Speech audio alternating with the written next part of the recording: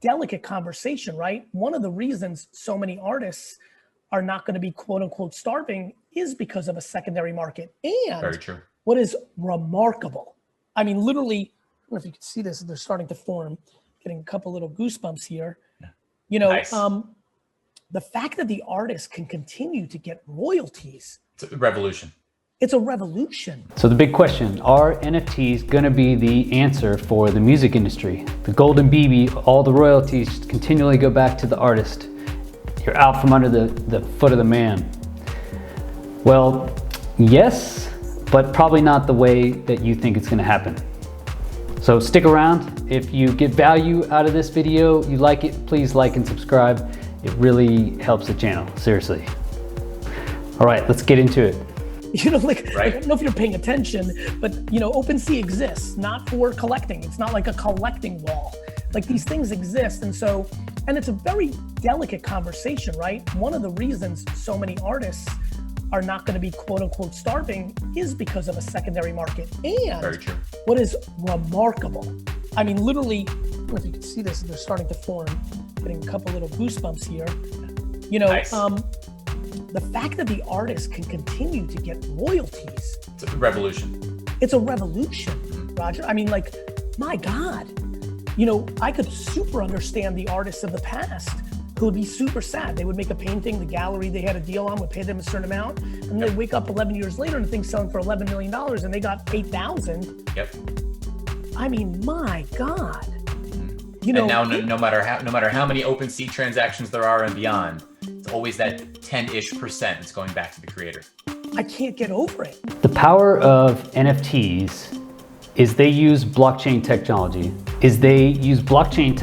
Across distributed networks. Okay, so what does this mean? Is they save a copy of the file, or usually a ledger, across thousands of different computers. And then all those thousands of computers are running the same processing, the same block essentially, and then they all move together in a chain. So it moves together as a blockchain. What's so awesome about this is now, just through these shared networks, you can have verified information. So it is cryptographically secure. So now, like, even the high-level states, you know, national actors, NSA, can't crack the code or can't change data now. It's that level of encryption. So now you just have a lot more advantages. Now you can build in those smart contracts to where right when the transaction happens, the royalties go back to the artist. Okay, so that definitely will benefit the artists. That is the scramble right now in the music industry. So my cousin, arguably my favorite cousin, great guy, awesome DJ, contacted me. Hey, Chris, can you help me out with these NFTs? If you can figure it out, we can work together. And I was like, dude, I get to work with you guys, a DJ. So I've been in the Air Force for the last 24 years. So I'm a retired fighter pilot. The world I've been in seems completely different from the DJ or artistic world, right? In my world, you know, most of the people, you know, I probably wouldn't hang out with them on a daily basis, right? But I trusted them. You know, I trusted them with my life. I'd back them up. Whatever, honor and integrity was like a real part of our job, right? In the music industry, man, it seems like completely the opposite, right? Everybody super cool, genuine characters, love to hang out with them, want to hang out with them, but you know, I don't know if I really fully trusted anyone. You know, I don't know if it's just the environment, all the partying, or what it is. So the blockchain technology, where you have that shared ledger, you can verify all this information, you can have the automatic contracts to get paid for royalties. That would be amazing for your guys' industry, for the music industry, just to add some trust and some level of trust back in, you know, because it makes a difference. Just on the side, honor and integrity is the way to go anyway. In the long run, you're going to win. So that's where blockchain technology can really help the music industry, is through verifying trust, bringing trust back into the industry. I think would just help everybody, especially help the artists, right? But as far as actual music, that's the problem with blockchain technology, is you have thousands of copies, right? Every computer on your network, your distributed network worldwide, every computer on your network has a copy of that file, or at least a part of it. So that is a huge waste of resources, right? You have to copy every single song. So the larger the file, the much more difficult it is to do it, right? Look at CryptoPunks, right? The reason CryptoPunks kind of looks ridiculous and it's only 24 by 24 pixels is because they had to put it on the Ethereum blockchain, right? They couldn't even actually put those in. They put one picture and now everybody references it. So that's why it looks like that, is because it's on a blockchain. You're using blockchain technology. Blockchain technology by itself is meant to be verifiable, proof of ownership. You're making digital scarce. It's not to stream thousands of hours of music. So that if that requires transactions, it's just not going to work for your large music files, right? There's another reason, the bigger reason I think, why NFTs may not go the route of music songs themselves, is really the nature of music or success. So think about it. What is a successful DJ, right? You're a successful artist, music artist. I mean, again, I'm not a music, I was a fighter pilot, right? But I would assume if you're a successful music artist, you'd be walking down the street, you hear your music from everywhere, right? I'd want to hear it coming from this bar, a car drives by, my music would be playing. That's what I think is success. It's ubiquitous, right? The music is everywhere. The information is everywhere. Because that is really the nature of digital normally. Digital information was completely shareable and copyable. It's gotten too free. And that's, I think, what's crippled kind of music artists is your music has gotten too free. But at the end of the day, you want your music out there. On the more places it's playing, I think the more successful you could argue it is. You just want to make income off of that success. So in order to monetize it, putting all the music onto a blockchain, so on the chain, on-chain storage, is not the way to go, because the files are too big, and every time someone transacts with it, they want to download that song, now it has to file a new block, a new transaction, which just costs more. So I think your best bet is to not monetize the music itself, but at least right now, what we're trying to do is to monetize something else that you can provide, some other value. So I'll show you an example. Let's look at Kings of Leon. This is OpenSea. This is where you can buy NFTs, all types of tokens. And this is where Kings of Leon at least has some of their NFTs listed. So you can check here, let's see what is actually purchased. And this is what they listed. Okay, so they did a set of NFTs. Let me give an example. This is the golden ticket. So this is the big one, pretty expensive, right? 420 ETH. That's quite a bit of Ether. $761,000. So that's pretty high. Did anyone bid? There's one offer. No offers, so nobody purchased it. Okay, so you didn't get it for $723,000. So look at this. For $63, okay, sale ends in 8 days. This is what they're selling. It comes with a digital album download, okay, limited edition NFT GoldenEye vinyl, and digital collectible album artwork. That's what comes with the NFT, but the NFT is really just a token to redeem. It's like a ticket. Then they go to Yellowheart, you go here, and now you can, from what I understand, redeem your ticket and get those things. Like they will send you a digital download. Not that you're actually downloading the NFT.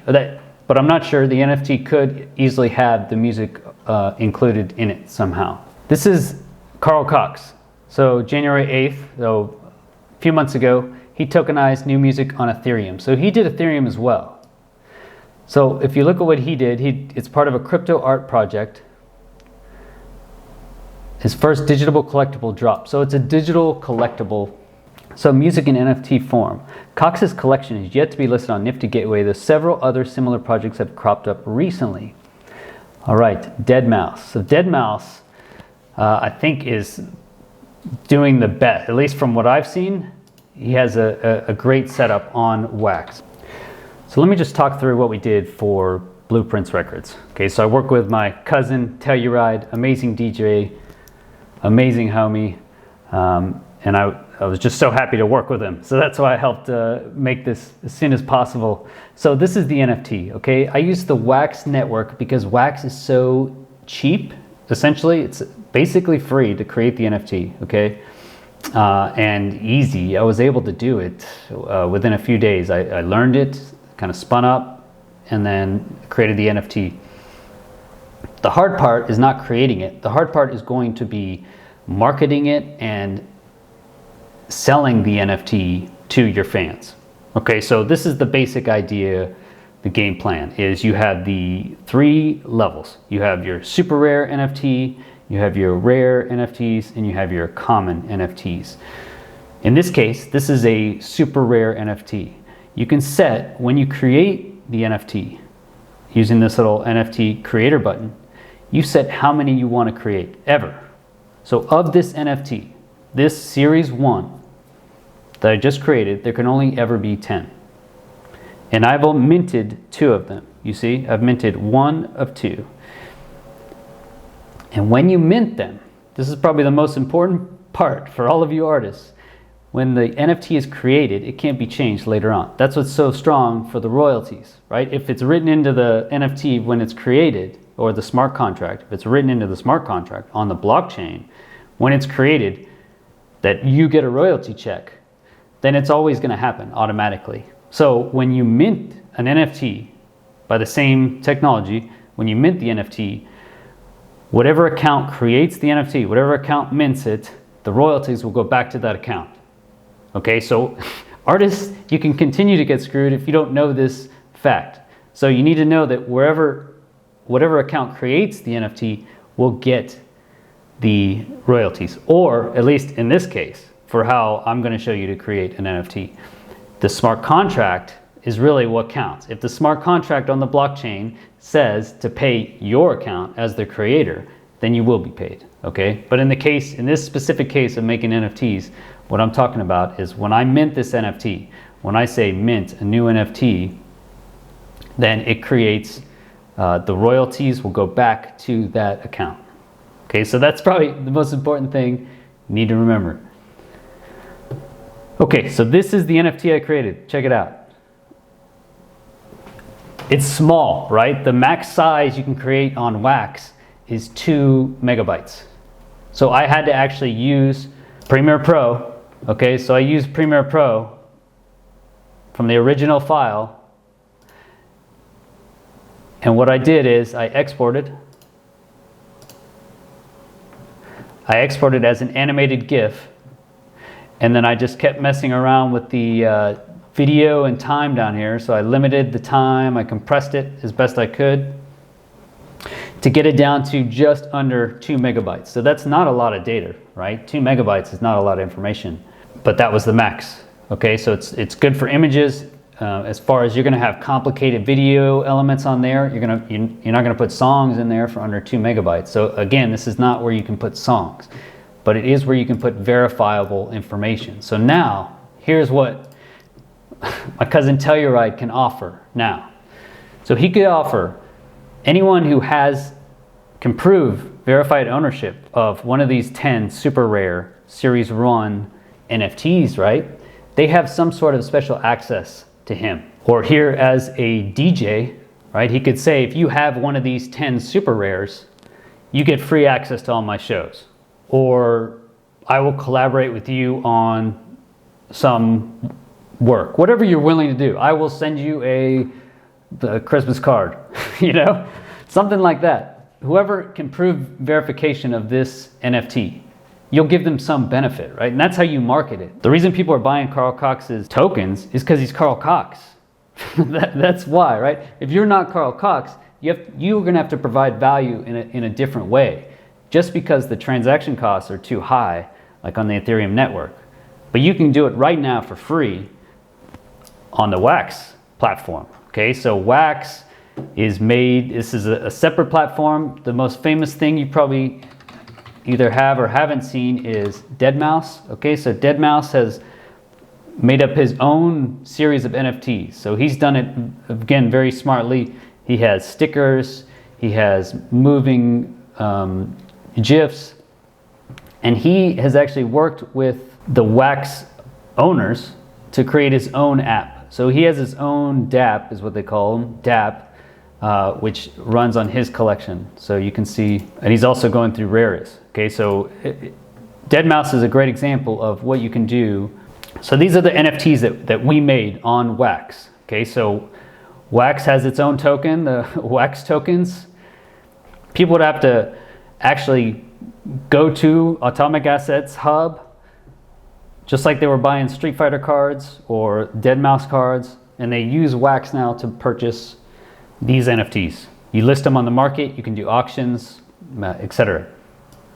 So the idea for this is set these around $2. Okay, you have a max of 1,000. That's what makes them better. This was an album release. And then you have rare cards. So this is AEON at Last. He has a new album. He works with my cousin. AEON at Last EP, right? So I put this one for sale as an example. So you can look, it's for sale now for 200 wax. You just set the price and $35. So when I go to list this, there's a 2% listing fee. Okay, so that's really what I have to pay. And then whoever purchases it, they will pay the royalty that I assign to this. So the royalty I assign to this specific NFT, so number 42 out of a max of 100, only 50 have been burned. The royalty I assigned to this was 10%.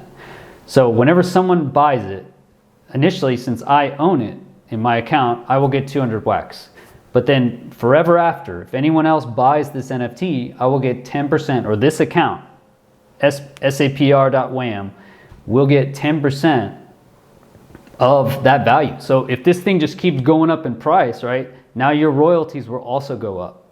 So if people put value into this, like say AEON at Last, so AEON Bass, right, the DJ, he says, anyone who has purchased this in the last year, I will party with you one night in a city that you happen to be in, or I don't know, something like that, right? Some valuable thing that is worth his time to promote. Then anytime that changes hands, he will get the royalty, which means you need to think about in your monetization plan, you want these to be wanted, okay? And you want them to also be changing hands. You want to incentivize selling and purchasing these things. You don't just want someone to pay, $35 and then, forever after you're 65 and having to entertain them or write them Christmas cards. So that's how we monetized it. Last thing, let me show you probably if you really want to put your music onto a blockchain, and I think it looks like a good project, is Audius. They have a white paper I read through. So Audius, they are a decentralized protocol for audio content, led by these three people. Okay, last update was just back in October 8th, 2020. So they're pretty new. So Audius, they're looking for a decentralized storage solution and ledger for sharing audio and metadata. So this is their plan, to put the information onto blockchains. Again, the goal of this company, let me show you at the end, I think the conclusion. For artists, we encourage you to take this opportunity to make your mark as an early adopter. The spectrum in which value can be created varies greatly, and the Audius community prides itself on creating opportunities for artists, curators, and fans of all shapes and sizes to collectively share in the upside of the unstoppable streaming protocol of tomorrow. So Audius, again, you'd be an early adopter, but this is how you could put your music onto a blockchain protocol. All right, guys, hope you enjoyed the video. I read all the comments, so let me know what you guys are interested in, what questions you have. I'm having a lot of fun answering it, but please like and subscribe. It really does help out the video. Have a great week. See you. Peace.